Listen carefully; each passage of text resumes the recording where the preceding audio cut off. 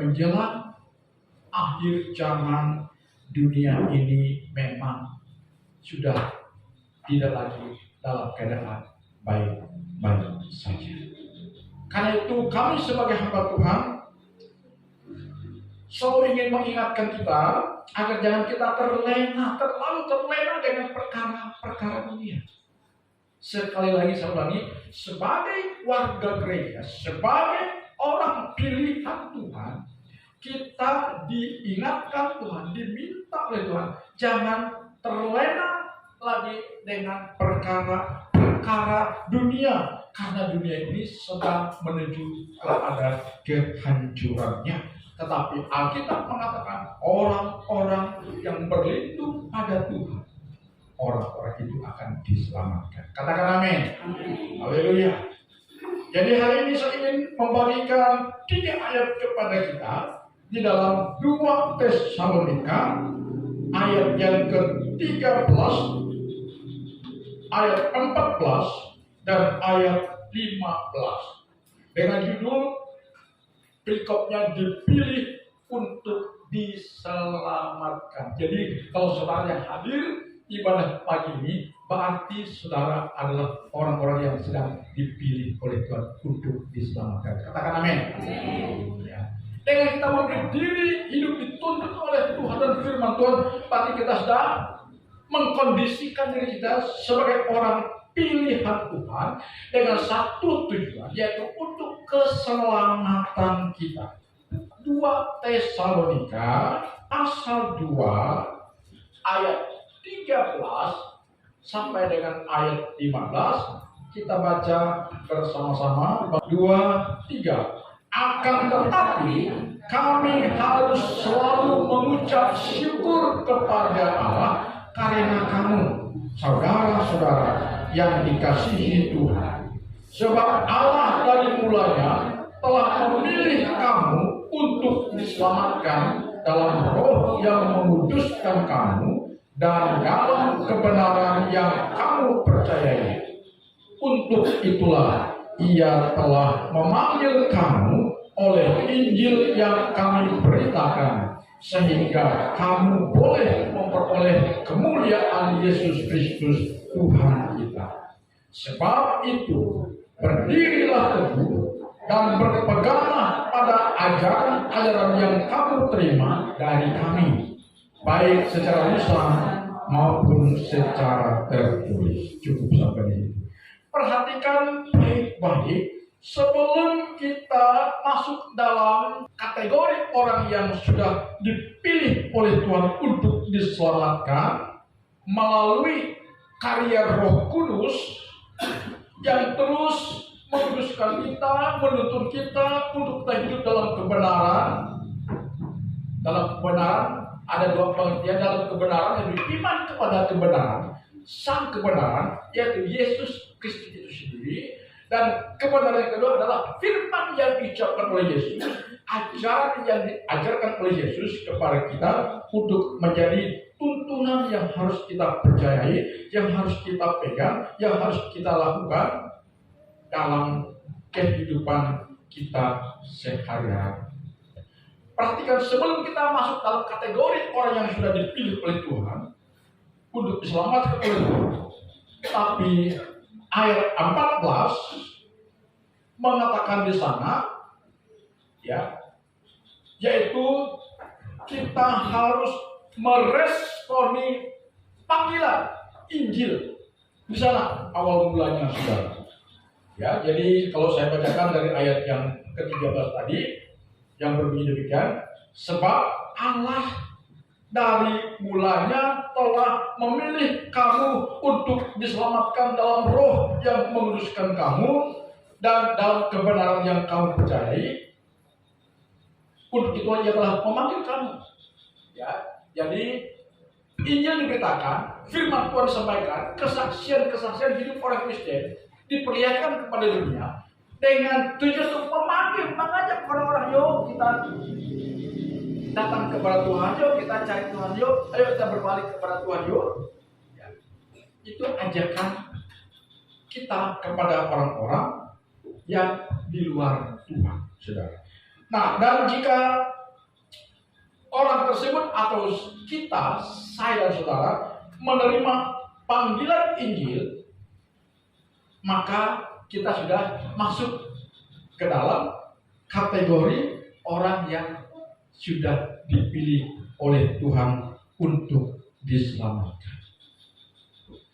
Dan ketika kita sudah memberi diri kita dalam proses penyelamatan, karena penyelamatan itu berproses, saudara, tidak otomatis tiba-tiba selamat, tapi ada proses yang harus kita lalui. Pertama, meresponi panggilan Injil, hidup di dalam kebenaran melalui karya Roh Kudus.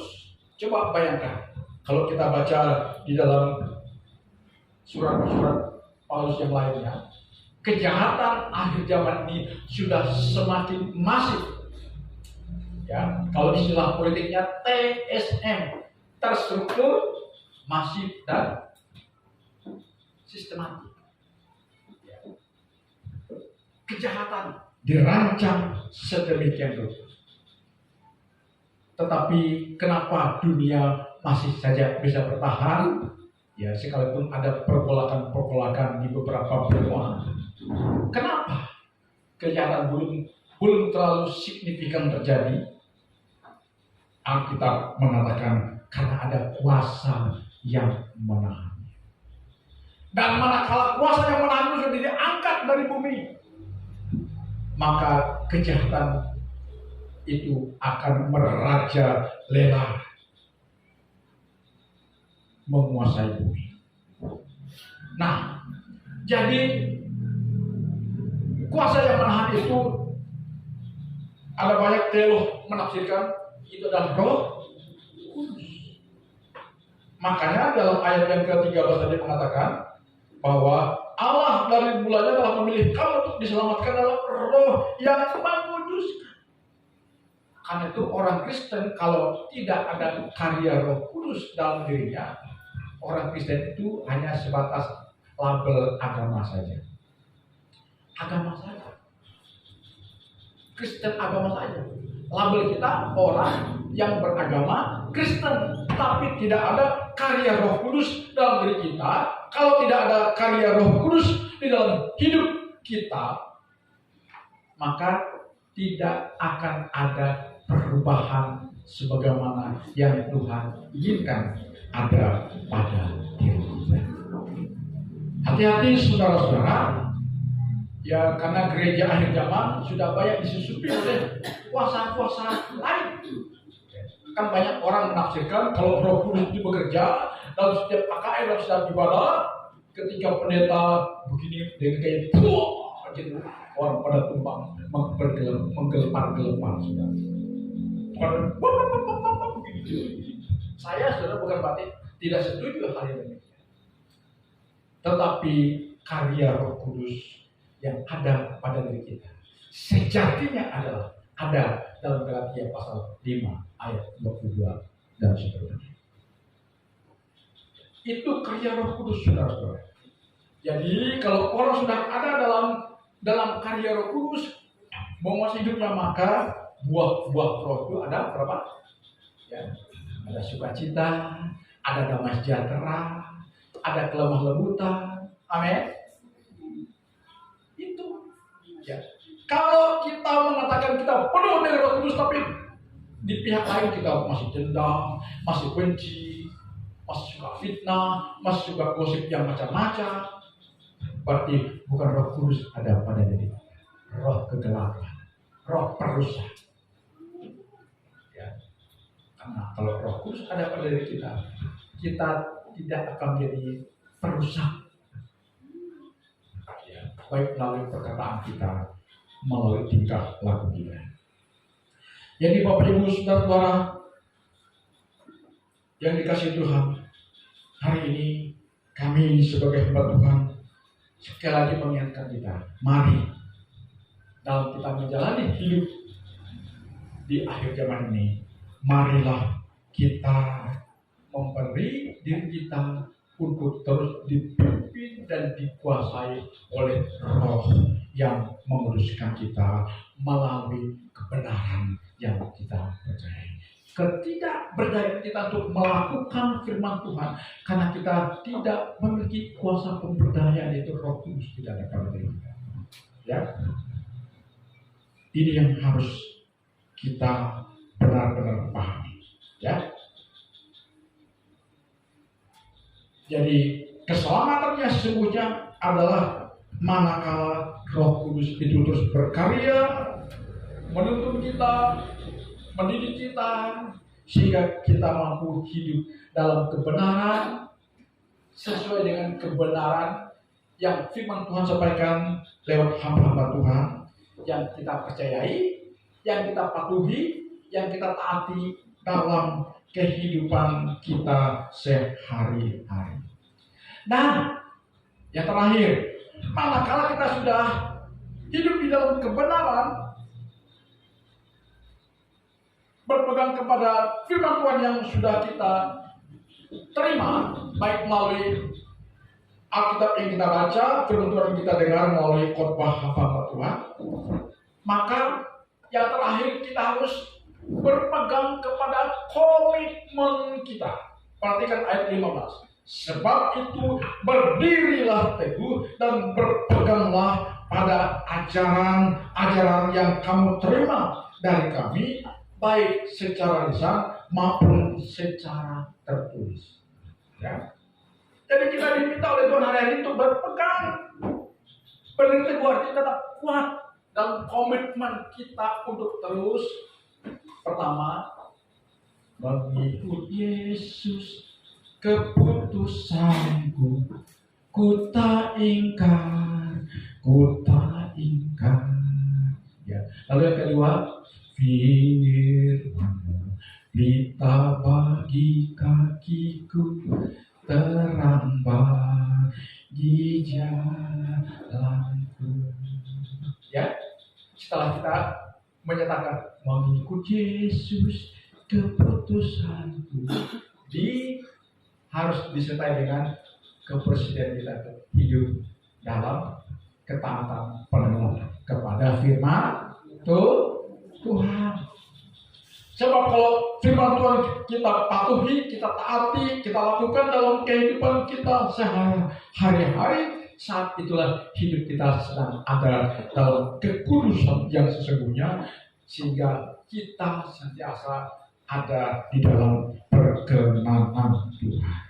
Jadi simpulkan, untuk menjadi orang yang berkenan di dalam pemandangan Tuhan, maka lakukan firman Tuhan, beritakan firman Tuhan, lalu minta mentor kita, yaitu Roh Kudus, mengarahkan kita, mengisapi kita, mengingatkan kita, supaya kita mampu menjadi pelaku firman. Pernah kami ada seminar healing movement di sini, disiapkan kantong-kantong, ya kan? Apakah kantong kresek itu kita dipaksa muntah. Dipaksa muntah. Kata muntah itu untuk membuang kuasa-kuasanya. Saya kadang merinding, tadi itu saya mulai ilmu teologi yang saya pelajari sepertinya kurang menerima. Ya, saya berpikir begini, simpel aja lah kalau mau hidup dalam perkenan Tuhan, tidak harus muntah-muntah. Ya kan? Ya kan? Simpel aja. Malah kalau kita taat kepada firman Tuhan, kita sudah lulus. Walaupun setiap hari sudah ikut KKR, di mana KKR? Sudah ikuti pendeta-pendeta yang spektakuler, diundang ke sosok ini, saudara hadir di sana, sudah didoakan tumbang-tumbang sampai sudah menggelepar-gelepar. Tapi besoknya kita lihat, benarkah itu Roh Kudus? Kalau saudara tidak memiliki perubahan hidup, itu bukan karya Roh Kudus. Ya kan?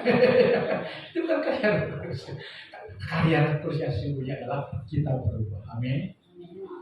Berubah perilaku. Ya.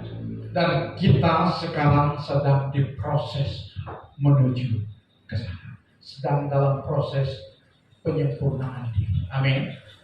Sekali lagi saya katakan ini, gereja bukan tempat yang sempurna, tapi gereja tempat untuk kita diproses menuju kepada kesempurnaan.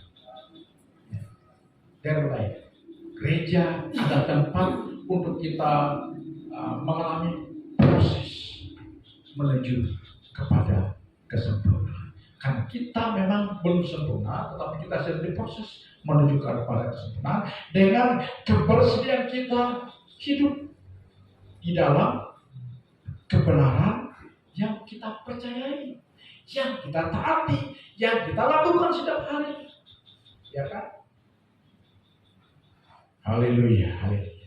Jadi akhir kata, marilah kita punya komitmen hari ini untuk berdiri teguh, tetap kuat, amin, tetap kuat pada pendirian kita, mengikut Yesus keputusan kita. Yang kedua, tetap kuat berpegang kepada ajaran aliran yang telah kita terima,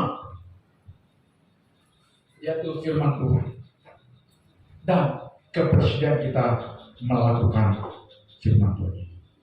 Maka dengan kita melakukan ini, keuntungan pertama, kita akan berbahagia oleh kebersihan kita kepada Tuhan. Yang kedua, jelas kita diselamatkan oleh Tuhan. Amin. Haleluya. Tuhan Yesus